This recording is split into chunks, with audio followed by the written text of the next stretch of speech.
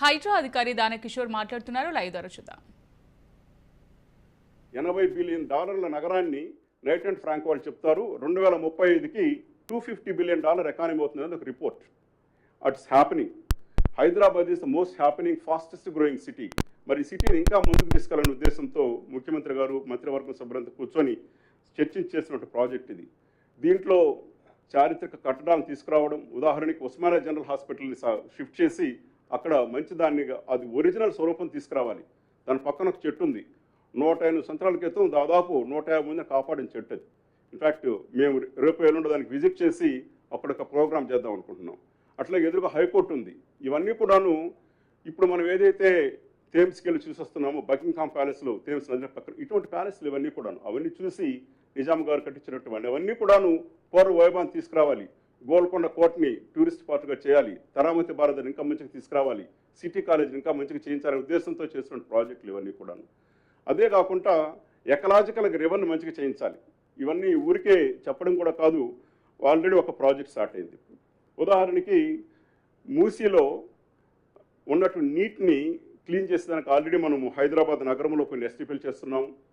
హైదరాబాద్ నగరంలోనే చేస్తే సరిపోదు, చుట్టూ ఉన్నటువంటి దాంట్లో హైదరాబాద్ నగరం 650 కిలోమీటర్లు, ఓఆర్ఆర్ లోపల ఉన్నటువంటి ఏరియా ఇంకొక 1600 కిలోమీటర్లు ఉంది, స్క్వేర్ కిలోమీటర్లు. అక్కడ ఒక 13 ఎస్టీపీస్ని ప్రభుత్వం శాంక్షన్ చేసింది. ఈ వారంలో టెండర్లకు వెళ్ళబోతున్నాం. 3,800 కోట్లు ఖర్చు పెట్టిపోతున్నాం. హైదరాబాద్ నగరంలో వచ్చేటువంటి మురికినంతా కూడా క్లీన్ చేసేదానికి 3,800 కోట్లతో 970 మిలియన్ లీటర్లు ప్రాజెక్ట్ ఒకటి స్టార్ట్ చేస్తున్నాం, 3,800 కోట్లు. అట్లాగే గోదావరి నుంచి నీటిని తీసుకొచ్చి ఆ నీటిని ఈ 2 పైన ఉన్న చెరువులు అయితే మన నిజాం గారు నిర్మించారో, మోక్షంగొండ విశ్వేశ్వరయ్య గారు చేసినటువంటి దాన్ని అక్కడ 5 TMCs నింపి దాని నుంచి ఆ నీటిని నదిలో ప్రవహింపజేసి అక్కడక్కడ చెక్ డ్యాములు కట్టి దాంట్లో నింపి చేయాలని చెప్పి కార్యక్రమం ఒకటి ఉంది. అది కూడా ప్రాజెక్ట్ శాంక్షన్ అయిపోయింది. ఈ వారం దాన్ని కూడా మనము టెండర్లు కాల్ చేయబోతున్నాం. అంటే దాదాపు 10,000 కోట్ల రూపాయలు ప్రభుత్వం కృతనిశ్చయం ఆల్రెడీ పెట్టేసిన డబ్బులు చేయబోతున్నాం. 2026 నాకు తెలిసి జూన్ జూలై నెలకంతా కూడాను ఖచ్చితంగా ముఖ్యమంత్రి గారి ఉద్దేశం ఏంటంటే, మాకు ఇచ్చినటువంటి ఉద్దేశం ఏంటంటే హైదరాబాద్లో ఉన్నటువంటి మూసీ నదిలో తప్పనిసరిగా మంచినీళ్ళు వెళ్ళాలి. ఆ మంచినీళ్ళు వెళ్ళడం ద్వారా నల్గొండ, సూర్యాపేటలో కూడా మంచినీళ్ళు వెళ్ళాలి. అక్కడికి అక్కడ ఉన్నటువంటి వ్యవసాయం కూడా బాగుపడాలి. చాలాసార్లు మనమే చూస్తుంటాం, మన పేపర్లు రాస్తుంటారు, విషతుల్యమైనటువంటి కూరగాయలు ఉన్నాయి, 5,000 ఎకరాల్లో విషతుల్యమైనటువంటి వ్యవసాయం జరుగుతూ ఉంది. అవంతా కూడా క్లీన్ చేయాలనే ఉద్దేశం కూడా దీంట్లో ఉంది. సో ఈ ప్రాజెక్టులు 10,000 కోట్ల రూపాయల ప్రాజెక్టులు చేశాము. ఈ నీళ్లు రాబోతున్నాయి. అట్లాగే అగ్రిగేట్ మాస్టర్ ప్లాన్, మూసీకి ఏదైతే అగ్రిగేట్ మాస్టర్ ప్లాన్ చేస్తున్నామో ఆ మాస్టర్ ప్లాన్కి సంబంధించి కూడాను ఏజెన్సీలు టెండర్లు అయిపోయినాయి. అయితే తొందరలో ఏజెన్సీ ఫైనలైజ్ చేస్తున్నాము. ఇంటర్నేషనల్ ఏజెన్సీస్ వేరు కంట్రీల్లో రివర్ ఫ్రంట్లో పనిచేసినటువంటి ఏజెన్సీస్ వస్తున్నాయి. వాళ్ళు పని మొదలు పెట్టబోతున్నారు. వాళ్ళు మాస్టర్ ప్లాను ఎవ్రీ 4 మంత్స్కి ఒక్కొక్క ఫేజ్ ఇస్తూ వస్తారు. సో దట్ మేము 2 సంవత్సరాల్లో రివర్లో నీళ్లు మంచిగా పారాలి, దాంతోపాటు రివర్ ఫ్రంట్ డెవలప్ చేయాలని చెప్పేసి అనుకున్నాము. దాని ప్రకారం వెళ్తున్నాం ముందు. ఆ వివరాలన్నీ కూడా తొందరలో మీతో మేము షేర్ చేసుకుంటాం కూడా. ఈ నేపథ్యంలో మరి పునరావాసం కల్పించాల్సిన అవసరం లేదా? ఇప్పుడు మీకు ఇంతకుముందు చెప్పినట్టు ప్రతిసారి ఆ రివర్ బెడ్లో ఉన్న ప్రజలు ఈ ఇబ్బందులు పడుతూనే ఉండాల్సిందేనా? వాళ్ళందరూ కూడాను డబుల్ బెడ్రూమ్ల కోసం అప్లై చేసుకున్నారు. ప్రతి ఒక్కరు. నేను పోయి కలిశాను.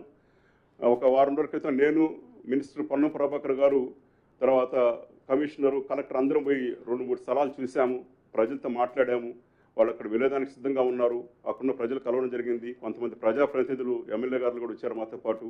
అవి చూసిన తర్వాత అక్కడ మేము అనుకునేది ఏంటంటే, దాదాపు ఒక 3 నెలల క్రితం మూసీ రివర్ డెవలప్మెంట్ కార్పొరేషన్ వాళ్ళు డ్రోన్ సర్వే చేసి, పైనుంచి డ్రోన్ సర్వే మొత్తం 55 కిలోమీటర్లు సర్వే చేసి దాదాపు 10,600 ఇండ్లు స్ట్రక్చర్స్ ఉన్నాయి. అవి బఫర్ జోన్లో ఉన్నాయి, రివర్ బెడ్లో ఉన్నాయని చెప్పి తేల్చారు. మరి వాటిని ఏదో ఒక రోజు మనము మూవ్ చేయాల్సిన అవసరం ఉంది. నేను ప్రజలు చేసింది ఆక్రమణ అనట్లేదు, వాళ్ళు ఏం చేశారు చెప్పట్లేదు. It's a fact.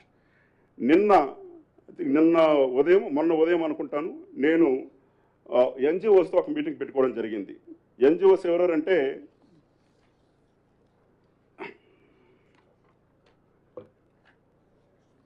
ప్రముఖ ఎన్జిఓలు. వీరందరూ కూడాను అక్కడ ఉన్నటువంటి మూసానగరు వాటన్నిటిని కూడాను కాపాడుతూ వచ్చినటువంటి వాళ్ళు.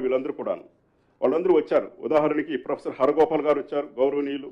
అట్లాగే బ్రదర్ వర్గీస్ అనేసి మాన్ఫోర్డ్ బ్రదర్స్ వాళ్ళు వచ్చారు. దెన్ లిస్సీ జోసెఫ్ అని ఒక ఆవిడ వాళ్ళతో ఆల్మోస్ట్ 30 years నుంచి ఆ రివర్ బెడ్లో పనిచేస్తున్నట్టు వాళ్ళందరూ కూడా మేము పిలిపించుకోవడం జరిగింది. 15 ఆర్గనైజేషన్స్ వచ్చారు వాళ్ళతో పాటు. సమీరా బేగం, సయీద్ బిలాల్, అంజమ్ యాస్మిన్, ఫరియా బేగం వీళ్ళందరూ వచ్చి వాళ్ళతో కూర్చొని ఆల్మోస్ట్ 2-3 గంటలు వాళ్ళతో కూర్చోవడం జరిగింది. దానికి ముందు వాళ్ళతో ఇంకా కూడాను డీటెయిల్గా మాట్లాడేదానికి కలెక్టర్తో కల్పించాను, కమిషనర్తో కల్పించాను. వాళ్ళు వచ్చిన తర్వాత వాళ్ళ డిమాండ్స్ కూడా తెలుసుకోవడం జరిగింది. వాళ్ళ డిమాండ్స్కి సంబంధించి వాళ్ళు ఏం చెప్తున్నారంటే, సడన్గా మీరు మూవ్ చేస్తున్నారు సార్, బలవంతంగా తీసేస్తున్నారు, మమ్మల్ని కొట్టేస్తారని భావిస్తుంటే అమ్మ కొట్టాలనుకుంటే ప్రభుత్వం ఇప్పుడు మొదలుపెట్టేది. ఆ ఉద్దేశమే లేదు ప్రభుత్వానికి. మిమ్మల్ని పూర్తిగా అక్కడి నుంచి షిఫ్ట్ చేసిన తర్వాతనే ప్రతి కుటుంబాన్ని వాళ్ళ చేత అంగీకారం తీసుకొని వాళ్ళకి మంచి డబుల్ బెడ్రూమ్ ఇచ్చిన తర్వాతనే చేస్తామని చెప్పాను. ఒక ప్రశ్న అడిగాను వాళ్ళు, నేను మీరందరూ డబుల్ బెడ్రూమ్లకు అప్లై చేసుకున్నారా? అందరూ డబుల్ బెడ్రూమ్లకు అప్లై చేసుకున్నాం. ఎవరికైనా వచ్చిందా? ఇంతవరకు రాలేదు. అది ఒక లాటరీ పద్ధతిలో ఉంది. దాదాపు ఒక 60,000 ఇళ్ళు ఇవ్వడం జరిగింది. ఇంకా కొన్ని నిర్మాణంలో ఉన్నాయి. నేను మరి డబుల్ బెడ్రూమ్లు ఇస్తే వెళ్ళిపోతామంటే వెళ్ళిపోతానికి సిద్ధంగా ఉన్నామని చెప్పారు. కానీ వాళ్ళకి కొన్ని ఇబ్బందులు ఉన్నాయి. ఆ ఇబ్బందులు ఏంటంటే, ఉదాహరణకు సడన్గా మేము ఇక్కడి నుంచి వెళ్ళిపోతాము, మా పిల్లలు చదివేం కావాలి, ఇక్కడి నుంచి వెళ్ళిపోతాము, మేము ఒక 2 నెలలు పని చేసుకుంటున్నాము, మా లైవ్లీహుడ్ ఏం కావాలి అంటే, దాంట్లో వాళ్ళతో మాట్లాడిన తర్వాత ముందు నుంచి ఒక సర్వే మొదలుపెట్టాం. ఇక్కడ అర్బన్ కమ్యూనిటీ డిపార్ట్మెంట్ ఒకటి ఉంది మనకి జిహెచ్ఎంసీలో. సెల్ఫ్ హెల్ప్ గ్రూప్లో మెప్మా వాళ్ళు చూస్తుంటారు. వాళ్ళందరినీ పెట్టి సర్వే చేస్తున్నాం. ఆ సర్వే 2-3 నుంచి జరుగుతూ ఉంది. అది దాంట్లో ప్రతి ఇంట్లో ఉన్నటువంటి మహిళలు ఎవరున్నారు, ఆ మహిళలు ఏం చేస్తున్నారు, తర్వాత వాళ్ళకి సెల్ఫ్ హెల్ప్ గ్రూపుల ద్వారా వాళ్ళకి సహకారం అందించిన మహిళా శక్తి ప్రోగ్రాం చాలా చేయాలి మేము. ఉదాహరణకి అర్బన్ డెవలప్మెంట్ డిపార్ట్మెంట్ 5,000 కోట్ల రూపాయలు 140 మున్సిపాలిటీలకు పెట్టాలి. దాంట్లో ఆల్మోస్ట్ 2,500 కోట్లు జిహెచ్ఎంసీలో ఖర్చు పెట్టాల్సిన అవసరం ఉంది. దాని కింద వాళ్ళకి తప్పనిసరిగా మేము ఈ ఎన్జిఓస్తో కలిసి కమిటీ ఏర్పాటు చేశాము. దానికి మన మున్సిపల్ కమిషనర్ అబ్రపాలి గారు, దివ్యా దేవరాజన్ సిఇఓ సర్ప్ ప్రజావాణి స్పెషల్ ఆఫీసరు, అట్లాగే గౌతమి అనేసి మా జేఎండి గారు, అలాగే 2-3 ఆఫీసర్స్, వాళ్ళతో పాటు ఎన్జిఓస్ను కూడాను. ఉదాహరణకి సంధ్య గారు, వారితో పాటు సజయ్ గారు, మీరా అనేసేసినటువంటి ట్రాన్స్జెండర్కి సంబంధించినటువంటి ప్రతినిధి ఒకరు కలిశారు మమ్మల్ని అక్కడ. వాళ్ళని కూడా పెట్టి వీళ్ళతో సర్వే మొదలు పెడుతున్నాము. 1 month లోపల వీళ్ళతో యాక్షన్ ప్లాన్ తయారు చేయించి ప్రతి ఉమెన్ కూడాను సెల్ఫ్ గ్రూప్లో ఉన్న వారికి అందరూ కూడాను బ్యాంక్ లోన్లు వడ్డీలో కానీ తీయించడం, వాళ్ళకు ఒక ప్రాజెక్ట్స్ పెట్టించడం, ఉపాధి కల్పించడం. దాంతోపాటు సెల్ఫ్ హెల్ప్ గ్రూపులు లేని వాళ్ళు కూడాను తప్పనిసరిగా సెల్ఫ్ హెల్ప్ గ్రూపులు చేర్పించడం అనేది ఒకటి పెట్టుకున్నాం. ఇంకొక ఇబ్బంది వాళ్ళకి తెలియజేసింది ఏంటంటే, దీని ద్వారా కనీసం ఇన్ఫ్యాక్ట్ మీరు చూసుంటారు, మహిళలను కోటేశ్వరులు చేస్తామని చెప్పేసి గవర్నమెంట్ సంకల్పం. ఏమి ఇక్కడ కూడా ఉండొచ్చు కోటేశ్వరులు, వాళ్ళు కూడా తయారు చేస్తాం మేము. వాళ్ళందరూ కూడా అర్బన్లో ఉన్న వాళ్ళు స్కిల్స్ ఉన్నాయి, ఆ స్కిల్స్ ఇంప్రూవ్మెంట్ చేయించాలి. స్కిల్స్ కూడా తప్పనిసరిగా ఇంప్రూవ్ చేయించి వాళ్ళకి తగు సదుపాయాలు ఏర్పాటు చేస్తాము. వాళ్ళకి దగ్గరలోనే కుట్టు కేంద్రాలు కావచ్చు, వాళ్ళు కొంతమంది పాలు అమ్ముకుంటామని చెప్తున్నారు, బికాస్ గడ్డి దొరుకుతూ ఉంది అక్కడ. ఇటువంటివి ఏం చేయొచ్చు అవంతా కూడాను. అందరూ కూడా ఆఫీసర్స్, యంగ్ ఆఫీసర్స్, ఎన్జిఓస్ అందరూ కూడా విపరీతమైనటువంటి చాలా కాలంగా 30 సంవత్సరాలు ఇదే నదీ గర్భంలో ఉన్నటువంటి ప్రజలతో కలిసి పనిచేస్తున్న వాళ్ళు, వాళ్ళతో కలిపి ప్రోగ్రామ్ చేయడం జరుగుతుంది. ఎడ్యుకేషన్కి సంబంధించి చెప్పుకొచ్చారు, మా పిల్లలు చదువుకుంటున్నారు. ఈ ఎన్జిఓస్ నాకు చెప్పింది ఏంటంటే, మేమెంతో కష్టపడి వాళ్ళని స్కూల్లో చేర్పించాము. ఒక హై స్కూల్ ఉంది అక్కడ, 456 మంది నడుపుతున్నాం. మేము చెప్పామంటే తప్పనిసరిగా నిన్నే మీటింగ్ పెట్టాను నేను. ఎవరైతే మీటింగ్ పెట్టుకున్నామంటే డైరెక్టర్ స్కూల్ ఎడ్యుకేషన్, టెంబ్రిస్కి సంబంధించిన ఎండి గారు, అట్లాగే ట్రైబల్ వెల్ఫేర్కి సంబంధించినటువంటి ఆఫీసర్స్, సీనియర్ ఆఫీసర్స్, వాళ్ళందరితో మీటింగ్ పెట్టుకొని ఇమ్మీడియట్గా ఎక్కడైతే 23 లొకేషన్స్లో ఈ 1,600 బెడ్రూమ్ 10,000 ఇండ్లు ఎక్కడ గుర్తించున్నామో ఆ ఇండ్లలో ఉన్నటువంటి దగ్గర ఉన్నటువంటి వాటికి ఇప్పుడు ఈ నదీ గర్భంలో ఉన్న వాళ్ళు 14 స్థలాలకు మారుస్తున్నాం. ఆ 14 స్థలాల దగ్గర కూడాను దగ్గర ఉన్నటువంటి టెంబ్రిస్కి సంబంధించిన, ముస్లింలకు సంబంధించినటువంటి రెసిడెన్షియల్ స్కూల్ ఏముంది, బీసీలకు సంబంధించి, ట్రైబల్ వెల్ఫేర్కి సంబంధించి, సోషల్ వెల్ఫేర్ నుంచి స్కూల్స్ ఏర్పాటు చేస్తున్నాము. బ్యాచింగ్ జరుగుతూ ఉంది. ఈ రోజు ఉదయం నుంచి community resource persons from director school education 40 మంది ఇంటింటికి వెళ్ళి సర్వే చేస్తున్నారు. మీ ఇంట్లో ఎంతమంది పిల్లలు ఉన్నారు, వాళ్ళు ఏం చదువుకుంటున్నారు, వాళ్ళు ఎక్కడ చేర్పించాలనుకుంటున్నారు, పలానా దగ్గరికి మీరు వెళ్తే ఏం స్కూల్స్ ఉన్నాయని దానిపైన బ్యాచింగ్ జరుగుతూ ఉంది. ఎడ్యుకేషన్ సంబంధించి మిడిల్ ఆఫ్ ద ఇయర్లో కూడా ఈరోజు ఉదయాన్ని మళ్ళీ అందరితో మాట్లాడాను నేను, ఈ డైరెక్టర్స్తో, ఈ రెసిడెన్షియల్ స్కూల్ మేనేజ్మెంట్స్తో. మేము హాస్టల్స్లో వాళ్ళు చేర్పిస్తాం. వాళ్ళు ఎడ్యుకేషన్ ఎటువంటి ఇబ్బంది ఉండదు. దీనికి సంబంధించి నేను ప్రొఫెసర్ హరగోపాల్ గారు కూడా మాట్లాడాను ఈరోజు ఉదయం కూడాను. దీన్ని మీరు కొంచెం అడ్వైజర్గా ఉండమని చెప్పి రిక్వెస్ట్ చేశాను. వారు రెస్పాండ్ చేస్తామని చెప్పారు. ఒకవేళ వీళ్ళ ఆర్గనైజేషన్ వారు చేరకపోయినా కూడాను వారి సలహాలు ఎప్పుడు తీసుకొని ముందుకెళ్తామని చెప్పి తెలియజేస్తున్నాను. అట్లాగే ప్రొఫెసర్ కోదండరామ్ గారు నేను కలవడం జరిగింది. వారు కూడా తెలియజేశాను, సార్ మీరు దీంట్లో వచ్చి మాకు కొంచెం హెల్ప్ చేయాలి. ఎందుకంటే వీళ్ళందరూ కూడాను ఇంతకుముందు 1997లో అక్కడ ఇబ్బంది వచ్చినప్పుడు ఒక ఉద్యమం లాంటి జరిగింది అక్కడ. దాంట్లో పార్టిసిపేట్ చేసి అనుభవం ఉన్నవాళ్ళు, వాళ్ళ అనుభవాన్ని కూడా రంగరించుకొని ముందుకెళ్తామని చెప్పి మీకు తెలియజేస్తున్నాను. ఇకపోతే కొంచెం సైకలాజికల్గా ఇబ్బంది పడుతున్నారు కొంతమంది అన్నారు. సఖి అనేటువంటి ఒక సంస్థ అనేటువంటి ఒక మాకు ఉమెన్ అండ్ చైల్డ్ వెల్ఫేర్ డిపార్ట్మెంట్లో మాకు ఒక కార్యకర్తలాగా పనిచేస్తారు మా దగ్గర, రిసోర్స్ పర్సన్స్. వాళ్ళందరూ కూడాను ఈరోజు ఉదయం వాకాటి కరుణ ఉమెన్ చైల్డ్ వెల్ఫేర్ డైరెక్టర్తో సెక్రటరీతో మాట్లాడడం జరిగింది. వాళ్ళని తీసుకెళ్ళి ఆ ఇండ్ల దగ్గర పెట్టి ఎవరైనా ఇబ్బందులు ఉంటే వాళ్ళని కౌన్సిలింగ్ చేసేదానికి పెట్టుకున్నాం. ఈరోజు ఉదయాన్నే నేను, అమ్రపాలి గారు అందరం కూర్చొని అక్కడ చేశాం. All zonal commissioners, IAS officer working GHMC, VR posting them for all these areas. 23 లొకేషన్స్లోనూ సీనియర్ ఆఫీసర్ ఉంటారు. ఒక హెల్ప్ డెస్క్ పెట్టాము, అది ఐ థింక్ మీడియా కూడా షేర్ చేశాను నేను. హెల్ప్ డెస్క్ ఉంటుంది, అక్కడికి వెళ్ళిన వెంటనే వాళ్ళకి సంబంధించినటువంటి కీసు, వాళ్ళకి సంబంధించినటువంటి వాటర్ సదుపాయం ఉందా లేదా, వాళ్ళకి ఇంట్లో పవర్ ఉందా లేదా. ముషర్రఫ్ అలీ ఫరూకీ కూడా ఈరోజు మీటింగ్లో పాల్గొన్నారు, సిఎండి సిపిడిసిఎల్. వాళ్ళందరితో మీటింగ్ పెట్టుకోవడం జరిగింది. ప్రతి దగ్గర కూడా ఒక గ్రూప్ ఆఫ్ ఆఫీసర్స్ ఉంటారు, ఒక కమ్యూనిటీ డెవలప్మెంట్ ఆఫీసర్ ఉంటారు. అక్కడ వీళ్ళని సేఫ్గా లోపలికి తీసుకెళ్ళి అందజేసి ఎటువంటి ఇబ్బందులు అప్పుడు 1 వారం రోజులు కనీసం అక్కడ ఉండి ఈ సదుపాయాలు ఏర్పాటు చేయమని చెప్పాం. అట్లాగే అంగన్వాడీలకు కూడా దగ్గర ఉన్న అంగన్వాడీలకు సంబంధించి Kanthi Wesley, women child welfare director commissioner, I spoke to her, she came for yesterday meeting.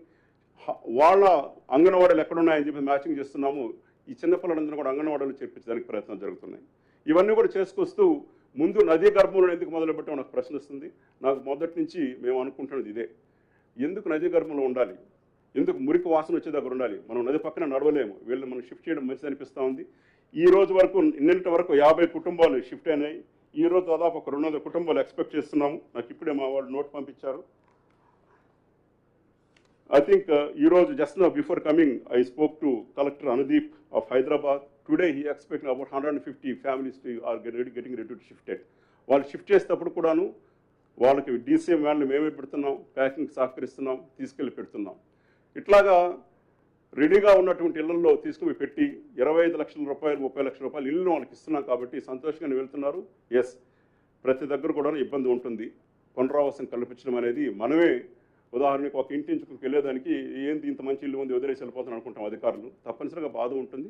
ఆ బాధని కొంత వాళ్ళకి తీసేందుకు ప్రయత్నిస్తున్నాం. దీనికి మీ సహకారం కూడా కోరుతున్నాము. నేను లోకల్గా ప్రజాప్రతినిధులతో కూడా మాట్లాడి వారి సహకారం కోరడం జరిగింది. తప్పనిసరిగా వీళ్ళకి ఎవరిని కూడాను మరీ గంటపాతం చెప్తున్నాను, హైడ్రా వస్తుంది కొట్టేస్తుంది, please it will not happen. అంటే మీరు ఒకసారి ఆలోచించాలి, హైదరాబాదు నగరము రాష్ట్రానికి నడుబొడ్డున ఉంటుంది, మన రాష్ట్రము దేశానికి ఆల్మోస్ట్ నడుబొడ్డులు ఉంటుంది. Do you think it is possible for us to do that kind of a thing, demolish ఇంత violently and take away the houses? అధికారులు కానీ ప్రభుత్వం కానీ ఒక చట్టరీత్యా లోబడి పనిచేస్తున్న